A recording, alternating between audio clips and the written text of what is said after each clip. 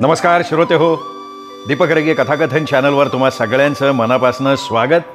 मित्रांनो, आज तुम्ही ऐकणार आहात ज्योती पुजारी यांच्या अनंत यात्रा या कादंबरीचा भाग 3. पण तत्पूर्वी तुम्ही अजूनपर्यंत जर चॅनल सबस्क्राईब केलं नसेल, तुमच्याकडनं चॅनल सबस्क्राईब करायचं चुकून राहून गेला असेल तर प्लीज चॅनल सबस्क्राईब करा. ऐकूयात ज्योती पुजारी लिखित एका स्त्रीच्या जिद्दीची चिकाटीची गाथा, अनंत यात्रा, भाग 3. नवरा गुंजाचा जीव घेईल ही सावित्रीच्या मनात सतत घर करून असणारी भीती नवऱ्याच्या मरणानं संपली. गुंजाच्या जगण्यावरची टांगती तलवार नाहीशी झाली. पण आता सगळं आयुष्यच उघड्यावर आलं. सावित्रीच्या डोक्यावरचं छप्परच कोसळलं. नवऱ्याच्या राज्यात कधी पोटा पाण्यासाठी घराबाहेर पडायची वेळ तिच्यावर आली नव्हती. तो असताना पोटाची खळगी भरायचा प्रश्नच पडला नव्हता. अंगाला कपडा, पोटाला अन्न विनासायास मिळत होतं. आता पुढचं आयुष्य कसं काढायचं, काय करायचं, काहीही कळत नव्हतं. नथूनं भरपूर पैसा कमावला आणि आपल्या छंदात घालवला. एक अधेली सुद्धा मागे ठेवली नाही. सावित्रीच्या डोळ्यात पाणी खंडत नव्हतं. गावी परगावी तिचे नातलं खंडीभर होते. दौलतीनं तिच्या सासरी माहेरी कार्ड टाकून नथू गेल्याचं कळवलं होतं. वर्तमानपत्रात आलेल्या नथूच्या खून प्रकरणानं तो कसा मेला हे तिच्या सगळ्या गोतावळ्याला कळलं. तिला भेटायला सगळे नातलग आले आणि त्याचे दिवसमात झाले तसे आपापल्या मार्गाने निघूनही गेले. जो तो आपापल्या गुंत्यात गुंतला होता. कुणासाठी रडत बसायला इथे वेळ कुणाकडे होता? सावित्रीच्या माहेरी म्हणायला तिचा एकुलता एक भाऊ होता. तिचे मायबाप ती 10 वर्षाची असतानाच वारले. तिचा भाऊ तेव्हा 12 वर्षांचा होता. त्या दोघांचा सांभाळ तिच्या मामा मामीनं केला. तेही आता या जगात नव्हते. वडधामण्याला तिचे मामे भाऊ राहत होते. एक मामे बहीण होती, ती यवतमाळला असायची. मामा मामी गेल्यावर त्यांनी सावित्रीशी संबंध ठेवला नाही. कधी तिची ख्याली खुशाली विचारली नाही. नथू गेल्याचं सावित्रीच्या भावानं कळवूनही ते आले नाहीत. नथूचे मायबाप कितीक वर्ष याच वस्तीत राहत होते. नथूचा मोठा भाऊ नाशिक जवळच्या लासलगावला एका कारखान्यात नोकरीला होता. नथूचे मायबाप त्याच्याजवळ असत. नथूच्या दोन्ही बहिणींची लग्न होऊन त्या गावातच होत्या. त्या कधी भावाकडे यायच्या नाहीत. नथूच्या गुंडगिरीनं सावित्रीचे सासर माहेरचे सगळे नातलग तुटले होते. नथूच्या मरणाने तर सगळे 4 दिवस एकत्र आले आणि नथूचं क्रियाकर्म आटोपल्यावर निघून गेले. जनरीतीप्रमाणे सावित्रीच्या भावाने तिला आणि पोरींना आपल्या घरी नेलं. सावित्रीला पातळ घेतलं, पोरींना कपडे केले. भाऊजाईनं चौघींना बांगड्या भरल्या. त्या दोघांचं कर्तव्य संपलं. सावित्री आपल्या घरी परत आली होती. उगवणारा प्रत्येक दिवस तिला जडभारी झाला होता. जगणं आणि पोरींना जगवणं उरावरचं ओझं होऊन बसलं होतं. तरुण वय, देखणं रूप, पदरात 3 पोरी, कोणाचा आधार नाही. या दुनियेत कसा निभावं लागेल या विचारानं वेळ लागायची पाळी आली होती.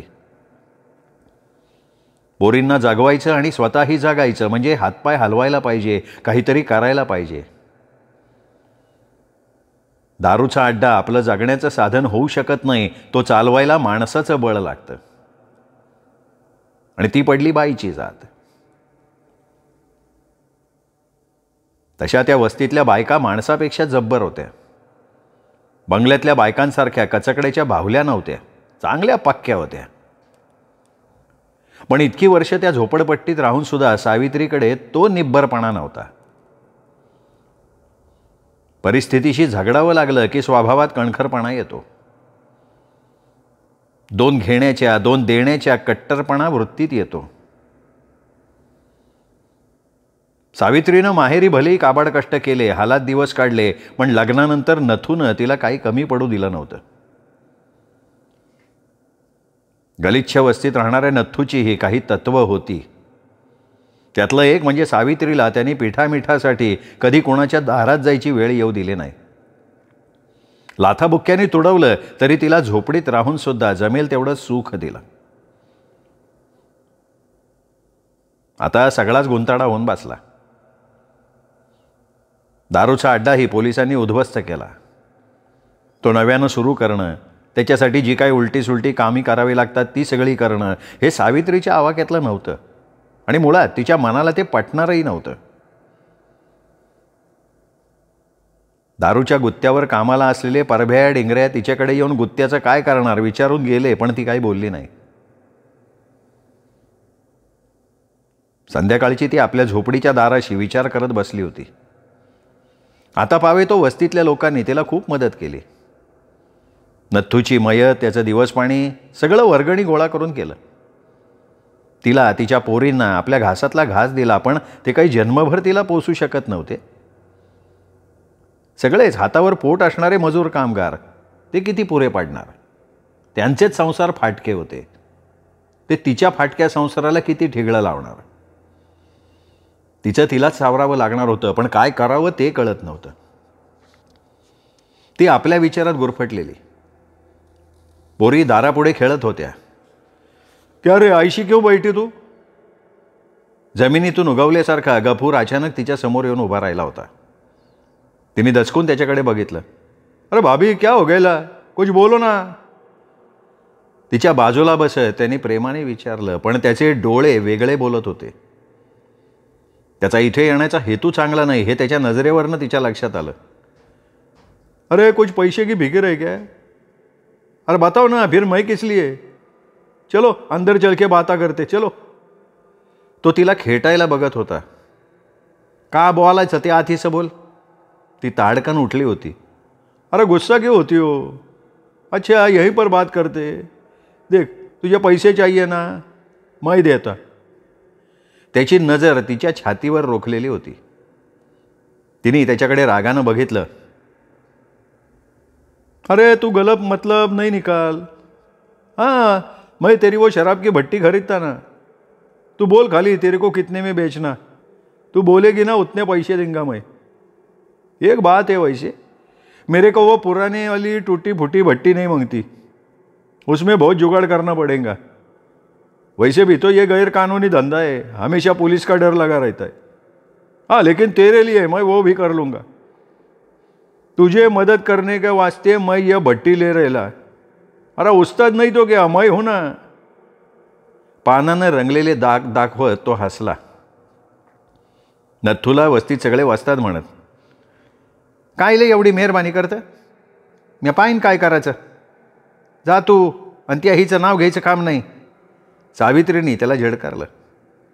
तो कधीही तिथून जातोय असं तिला झालं होतं. येणारे जाणारे त्या दोघांकडे वळून वळून बघत होते. गफूरचा तिच्याशी चाललेला लघळपणाचा अर्थ प्रत्येकानं आपापल्या सोयीप्रमाणे लावला असता आणि मग गफूरसारखी तिला कवेत घ्यायची लालच इतर माणसांच्या मनात जागी झाली असती, त्यांची हिंमत वाढली असती. तिला आता ठोक राहणं गरजेचं होतं. तिथल्या माणसांची वृत्ती ती चांगली ओळखून होती. ठीक है जाता मैं. अरे मेरे होते हुए तो अपने को जी जलाया, देखा नहीं जाता ना मेरे को. जाता जाता पानानं रंगलेले आपले दात दाखवत त्याने डायलॉग मारला. गुंजाचा बाप जिवंत होता तोपर्यंत तिच्याकडे नजर उचलून बघण्याची कोणाची हिंमत नव्हती. कोणी वाईट नजरेनं तिच्याकडे बघितलं असतं तर त्याची काही खैर नव्हती. नथू तसा उलट्या काळजाचा होता. नथूनं तिथल्या तिथे त्याचे डोळे काढून त्याच्या हातात ठेवले असते, त्याला उभा चिरून टाकला असता. नवरा मेला की लोक बाईचं जगणं कठीण करून टाकतात. सगळे हात लांबून हिरव्या झाडाचा पाला तोडायला बघतात. तशी रांडमुंड बाई म्हणजे रस्त्याच्या कडेचं झाड झुडूपच. बाईच्या मागे माणसाचा आधार पाहिजे, नाहीतर चोरा चिलटांच्या या जगात तिचं जगणं दुभर होऊन जातं. गुंजाचा बाप गेला आणि वस्तीतल्या बाप्यांची नजर तिच्या भोवती रेंगाळायला लागली. जागोजागी बेशर्मांच्या झाडाची पैदास वाढली होती. रान माजलं होतं या बेशर्माच्या झाडांचं. सावित्री आबरू सांभाळून राहत होती. काहून अशी बसली? सगुणा मावशी तिच्या जवळ येऊन टेकली. कमरेची चंची काढून चंचीतली तंबाखूची चिमूट हातावर घेतली. तंबाखूची गोळी गालात सरकवली. काय नाही अगं कवरी, कशी हातपाय गुंडाळून बसशीन? तुला आयते कोणी खावाले घालणार नाही. आपण म्या काय करू ते मले काही उमजच नाही ना पडून राहिला. काम कर. कोणचं काम करू? उद्या चाल माया संग, तुले बंगल्यावर काय मिळवून देतो. आणि ह्या पोट्ट्या कोणाच्या भरोशावर सोडू? बाप्पा, तुला एकलीच्याच पोट्ट्या आहेत काय वस्तीत? ते जामना यशोदा चंद्री बंगल्यावर कामाला जातेत, ते आपले पोट्टे संघ घेऊन कामावर जातेत का? राहतेत ना आधीसा? तू तर भल्ली येल पडी आहे. अगं तुझं म्हणणं खरं आहे, पण मला कोणाचा भरोसा नाही वाटत. पोट्ट्या लहान आहेत अजून. मग का करतं? अशी हातावर हात देऊन बसाले कोणा राजाची तू राणी आणि परधानाची मेवणी नाही. नाही, मला ह्या पोरीला अतिस ठेवून कामाले नाही जायचं. मग साळच धाड गुंजाले, बाकीच्याला नाही तुझ्या संकट कामाले. हे बरोबर सांगितलं तुम्ही. सगुणा मावशीच्या ओळखीनं सावित्रीला 4 घरी धुणं भांड्याची कामं मिळाली. तिने फुलाला आणि गहनाला नाल्या पलीकडच्या कॉर्पोरेशनच्या शाळेत घातलं. दिवसभर वस्तीत धूळ मातीत खेळणाऱ्या फुला गहना शाळेत जायला लागल्या. त्यांना शाळेत जायला अजिबात आवडत नव्हतं. शाळा म्हणजे त्यांना कोंडवाडा वाटे. शाळेत जाताना रडणं, लपून बसणं हा दोघींचा रोजचा तमाशा झाला होता. पोट्ट्यांना धूळमातीत खेळायची चटक लागली होती. अरे रहने देना, क्यों बच्चियों को परेशान करती तू? पढ़कर कौन से डॉक्टर वकील बनने वाली तेरी बेटियां? हा? नेमकं त्याच वेळी तिथे येऊन गफूरनं 2-4 वेळा तिला मुद्दाम खिजवलं होतं, तरी तिने त्याच्याकडे लक्षच दिलं नाही. अरे तू जा ना बाबा, चल आपलं काम कर, चल. कितीही रडल्याचं नाटक केलं तरी सावित्री ओढत फरफटत पोरींना रोज शाळेत नेऊन सोडायचीच. पोरींनाही शाळेत जाण्यावाचून गत्यंतर नाही हे कळलं. त्या सुतासारख्या सरळ आल्या. खळखळ न करता शाळेत जायला लागल्या. मग त्यांना शाळेची गोडी लागली. गुंजाला सावित्री आपल्याबरोबर कामाला घेऊन जायला लागली. पटरीवरून घसरलेली गाडी आता कुठे जरा जरा पटरीवर यायला लागली. 2 वेळ ओला कोरडा घास मिळायची सोय तिच्या त्या कामांनी झाली. सकाळी कामावर जाताना सावित्री पोरींना शाळेत सोडून पुढे जायची. शाळा सुटली की दोघी पोरी वस्तीतल्या इतर पोरींच्या बरोबर वस्तीमध्ये परत यायच्या. सावित्री त्यांच्यानंतर काही वेळानं घरी यायची. पोरी माय येईपर्यंत झोपडीसमोर खेळत राहायच्या. गफूर काहीतरी कारण काढून तिच्याकडे यायला लागला. तो तिच्याशी बोलायला बघायचा आणि वस्तीत सगळ्यांच्या हे लक्षात आलं होतं. तिने एकदा सगळ्यांच्या समोर कडक शब्दात त्याला फटकारलं. परत तिच्या घरात डोकावलं तर पायातल्या चपलेनं सडकून काढीन म्हणाली होती.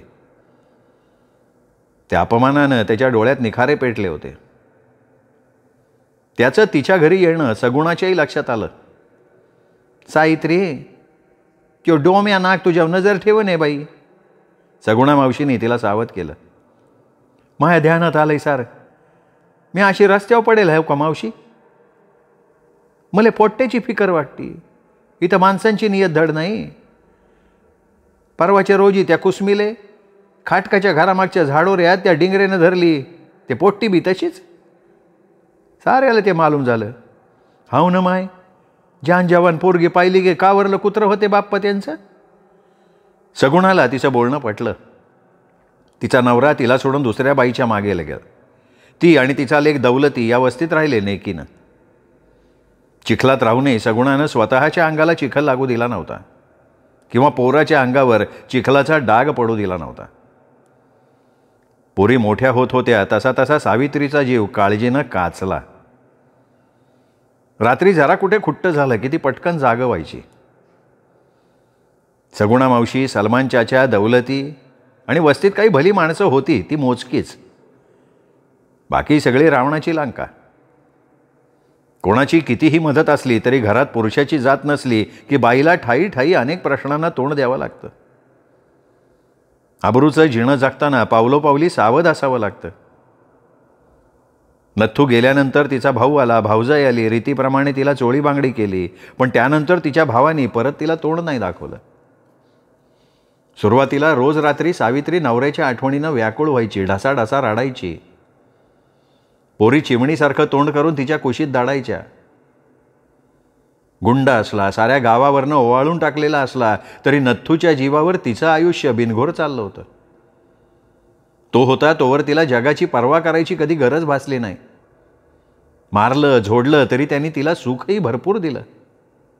त्याच्या भक्कम आधारानं ती निर्धास्त होती.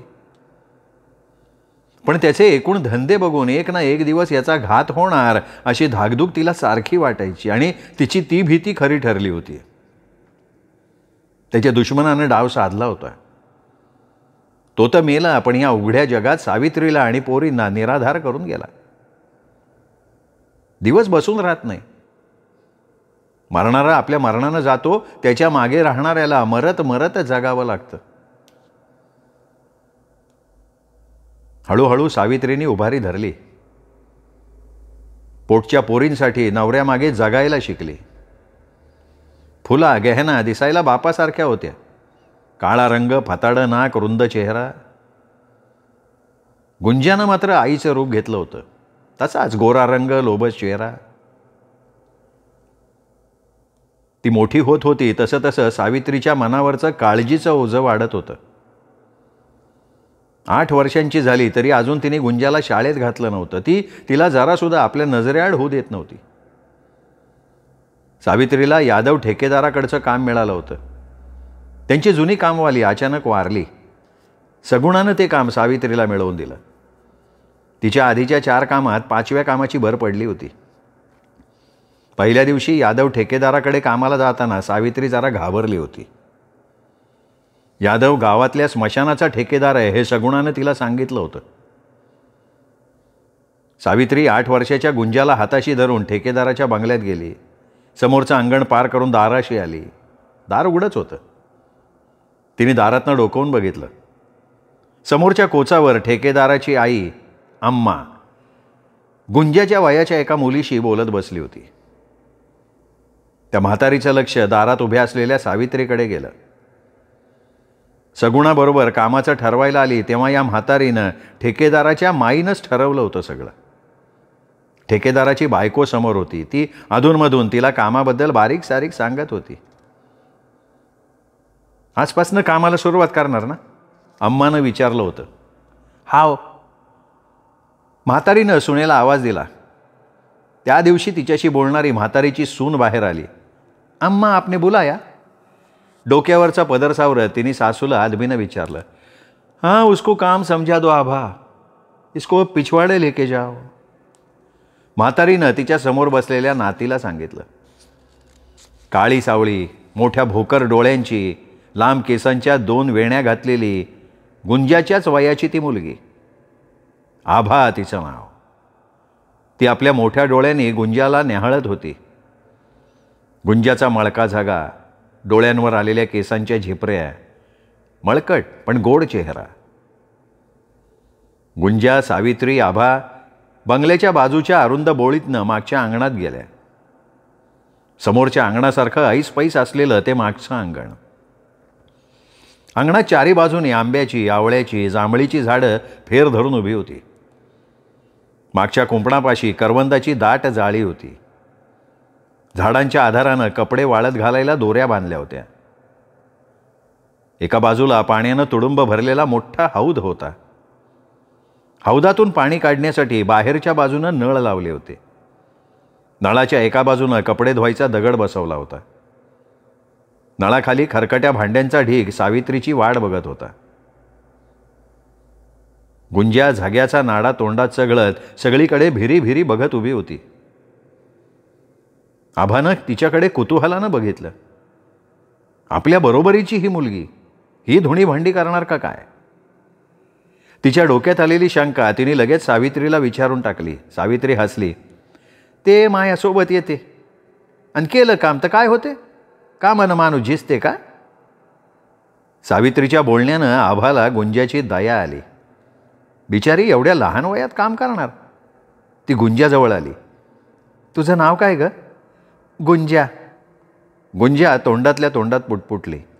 काय काय म्हणालीस? आभाला तिचं तोंडातल्या तोंडात पुटपुटणं ऐकायला गेलं नाही. तो कासा तोंडातनं काढ. सावित्री तिच्यावर ओरडली. गुंजानं तोंडातला झग्याचा चावून चोथा झालेला पट्टा बाहेर काढला. माह नाव गुंजा होय, ती मोठ्यानं म्हणाली. गुंजा? कसं विचित्र नाव आहे. कुसुम, रेखा, नंदा, सुमन अशी छान छान नावं असतात. गुंजा हे काय नाव आहे? गुंजाला आभाचं ते बोलणं आठवलं. नंतर आभा खूप शिकली. दोघी एकाच वयाच्या, पण आभानं आभाळात भरारी मारली. आभा कॉलेजमध्ये शिकवते. खूप शिकून ती प्रोफेसरीण झाली.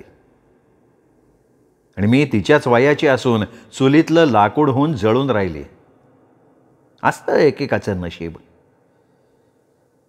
गुंजानं उसासा टाकला. रात्रभर बसून राहिल्यानं सगळं अंग आखडलं होतं. ती उभी राहिली. पाय जरा झटकले. दाराच्या फटीतनं उन्हाची बारीक तिरीप आत आली होती.